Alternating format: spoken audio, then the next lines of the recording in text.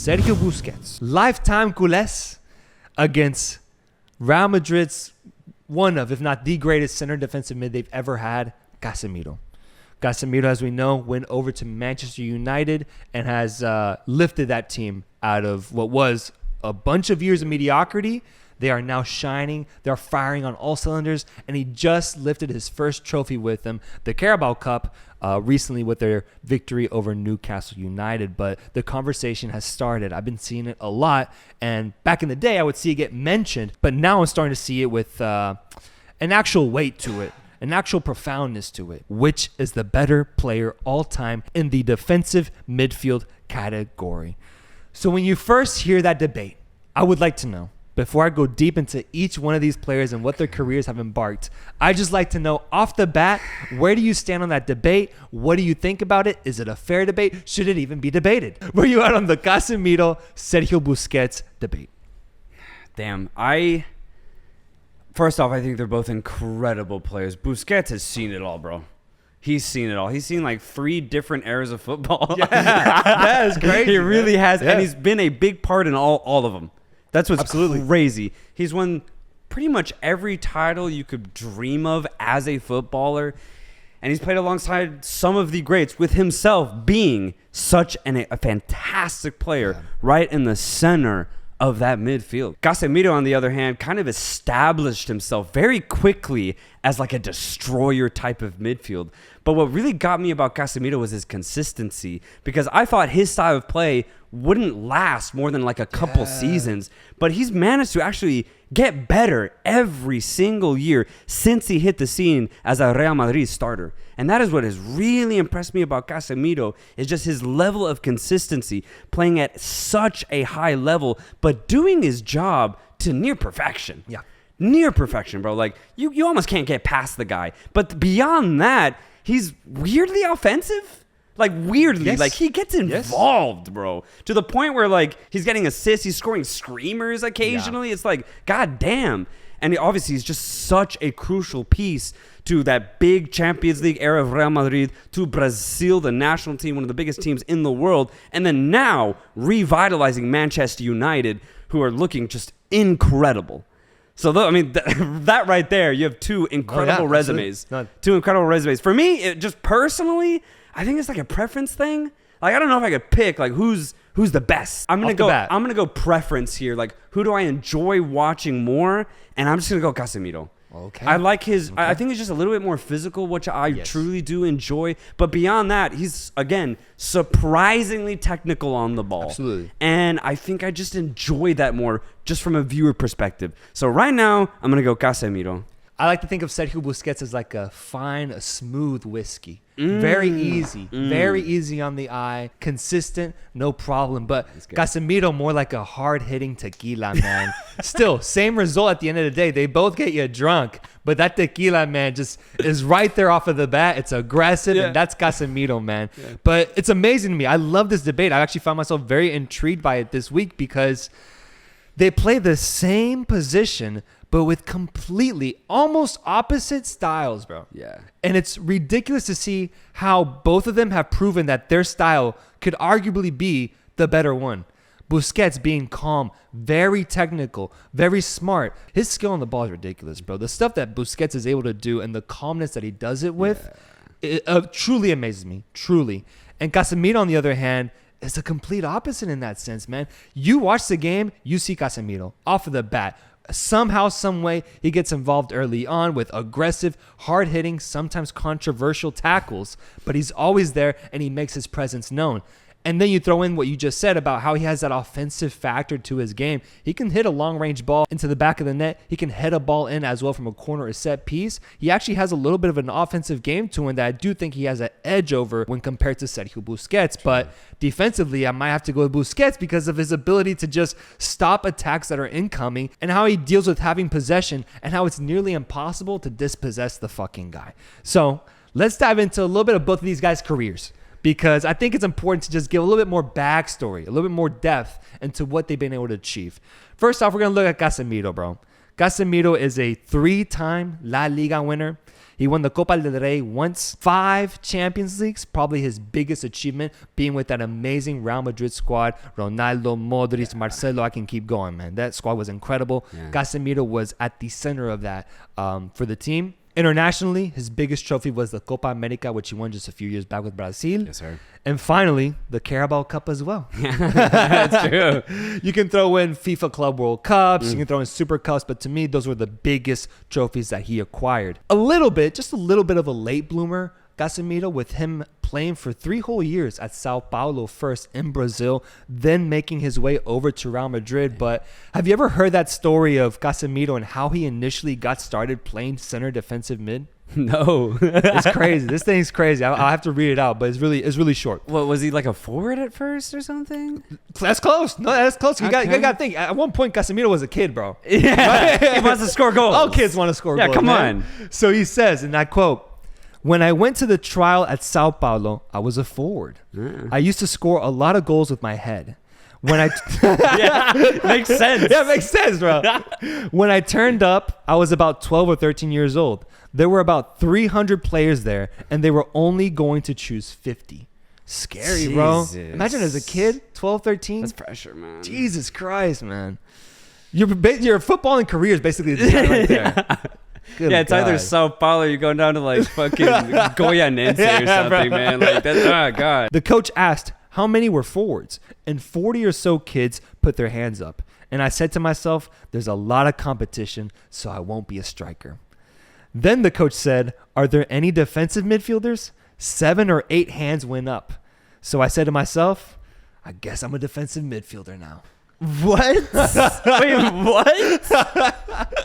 Unfucking real, man. Unreal. He played the odds. Just the odds, yeah. Makes sense. And it makes me wonder how Smart many kids did that and it didn't work out for, or the opposite. How many kids try to be a forward when really they would have been a great right back? Yeah. Man, gets to me, man. Dude, Gets to me. That's funny, man. It's crazy, man. What a but- decision. What a decision, and that's where he started his career, and it ended up paying out because from there, Real Madrid got involved, and in their first year with him, loaned him over to FC Porto, sent him to Portugal for a year to play there. Yeah, it's weird to imagine him in a different jersey outside of Real Madrid, but he Honestly. was at FC Porto for 1 season, scored a few goals there, and made a name for himself. And after that, Madrid took him in and said, "You're starting for us." And obviously, we know the story from there, from when Real Madrid acquired him, what eventually followed, man, the Champions League success specifically. Casemiro's a big game player, bro. Yeah. It's crazy, man. And nearly every single big game for Real Madrid, he has found some way to become a force in it. I think I saw a stat recently with him winning the Carabao Cup. 16 of the last 17 finals he's been a part of, he's won. Wow. He's got like a 94% victory record in finals. That's insane. That's big game, man. That's Oh big my fucking God. game, dude. Obviously, we know That's him for his insane. incredible ability as a destroyer. He acquired that nickname, by his infamous style of play and how he's just able to pounce on a fucking guy, steal that ball away, and initiate offense, but do it so aggressively, so physically, man. It's no surprise that he jumps on over to the Premier League and continues to have that success because he's that perfect type of player. He's that guy. He himself has said, I don't care if it's the 2nd or the 90th minute, I always go for the ball like I am going for a plate of food. He needs it. Yeah, It's survival. Jesus. He's found a way crazy. to stay hungry. Lastly, a fun fact about Casemiro, but he won the Copa Sudamericana in 2012 with Sao Paulo. Yeah. A bit of a South American trophy as well, man. Just to add on over to his already stacked trophy cabinet. And so that's Casemiro, man. An incredible player that I've run out of words, out of things I can say about his style of play and the way that he impacts the game. I love the attention he's getting now, especially at Manchester United, in England as well, with all these people just kind of seeing that he's tailor-made for this game, and he is going to go down as one of the greatest center defensive midfielders of our time, bro. And then we look on over to the other side. Sergio Busquets, the lifelong Barcelona player who, we don't see that much nowadays, bro, where one player stays at one club his entire career. That's very, very, very rare across not just soccer, but all sports, man. Yeah. So the fact that Busquets has done it, I think, is really, really just dope, honestly. Yeah, I really would cool. love to see what other players have like done Yeah, that have been starters. Yeah, like Totti, like Totti, Busquets, anybody else? Off the back, Like, off that's the top of my head, crazy. bro, I actually struggle to think about anybody else, man. That's That is that's pretty crazy. Busquets' achievements are insane. 8-time La Liga winner, bro. 8-time. Yeah. 7-time Copa del Rey winner. 3-time Champions Leagues. 1 Euros in 2012. He wasn't a part of the Spanish team in 2008. And then the World Cup, the most prestigious trophy in world football. He won it 1 time in 2010 with that amazing tiki-taka Spanish squad. Insane resume right there, bro. Damn. 34 years of age in comparison to Casemiro, who's 31. And like I said, he made his debut at 20 years old for Barcelona. So he wasn't a youngster or a teenager. He actually pulled up at 20 years old from the youth academy. And now he's made over 600 appearances for club. 30 fucking trophies. 30. That's crazy, man. Yeah, I can't believe that. We never even won that much on FIFA, bro. Over the past decade. On a video game. You can't do that. 30 fucking trophies. And I like this quote. I like this quote about Busquets, where someone says, "He's like a bassist in a band. Not easy to notice their work, but when they're not present, you definitely know it." That's Busquets, man. I mentioned it earlier. He can almost kind of be hidden during games. You almost miss him at times. I mean, dude, today during the Real Madrid-Barcelona game, I literally had to check myself halfway through the game to be like, is Busquets fucking playing or is he injured right now? Because Pedri was out, Lewandowski was out. So I was like, is Busquets here? And I checked the lineup. I was like, oh shit, he's been playing like the whole fucking half and he's playing a good fucking game. I barely even saw him. Yeah. But that's the beauty of Busquets. He almost has this like elusive style of play where Vicente del Bosque himself has highlighted and quoted, and it's probably one of the most famous quotes in world football today, where he said, "You watch the game, you don't see Busquets. You watch Busquets and you see the whole game." Yeah. I think that perfectly exemplifies the style, the technique, and the approach that Busquets has to modern football, because he is elusive with the way he plays. His touches are impeccable. He is the calmest player I have seen on the pitch, truly. He's always one step ahead of the opponent, and then he's very smart. One of the smartest players that we've seen play the game. And to have him be assisted by Xavi and Iniesta, and to hold his own amongst 2 all-time greats, goes to show how amazing Busquets was in his prime, and even now, how good he is to this day, being that he continues to start for Barcelona despite him being at what is a very old age for footballers. Oh, yeah. Messi himself has said, obviously in Spanish, but he said, "When there will be trouble, Busquets will always be there." You got Messi's trust, man. That's a problem solver. Got some weight to it, man. And Busquets' the fun fact I have for him is his dad played goalkeeper for Barcelona. Yeah. I actually didn't know that. Yeah, he was the backup for them in the 90s. Never truly started, but the go-to backup for Barcelona. Yeah, that's the story of Busquets. That's a little bit of just what is his incredible stacked resume and career. And I just kind of wanted to highlight both players because they both have done incredible things for the sport. And I think that we have to appreciate them both for what they've done. If you're a Madrista, I hope that you can be open enough to appreciate the greatness of Busquets and what he's done for these past 10, 15 years. And if you're a Barcelona fan, I would hope that you can be open enough to just appreciate the greatness of Casemiro and how incredible his run was with Real Madrid as well. But when it comes to the debate, bro, I got to pick a side. I have to pick a side, bro. Do you, though? I think I do. Okay. Yeah, I make content on the internet over the sport. I gotta pick a side for sure. But I think my main point obviously is to appreciate both. They both have been incredible. That's what I got out of it. But for the fun of it, I'm gonna pick a side here, and I'm gonna have to go with Busquets. I almost went Casemiro, bro. When I was researching, I actually went into it with Casemiro at the forefront. But I do think a little bit that recency bias is hitting me, especially just seeing how he's saved, bro. Salvaged. Been Manchester United's savior and lifted that team up. I love what he's been able to do in the Premier League. But still, I just think the resume of Busquets is, to me, undeniable.